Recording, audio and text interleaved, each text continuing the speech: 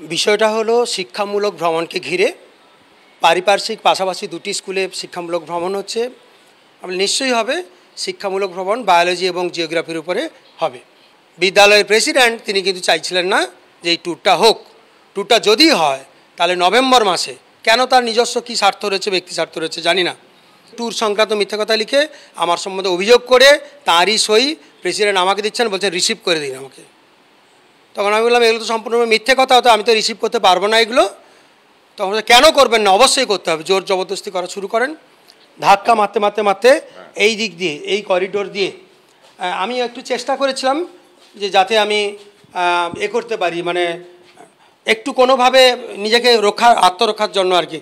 তো তিনি জোর করে করে আপনারা এরকম করে ধাক্কা মারতে মারতে, পিঠে ধাক্কা মারতে মারতে জোর করে করে এই বারান্দা দিয়ে গেছেন। ওখানে কিন্তু তিনি করে ধাক্কা মেরে ওই রাস্তার উপরে এসডিপিও অফিসের সামনে তিনি করে দিয়ে এখানে গ্রিলটা লাগিয়ে দিলেন।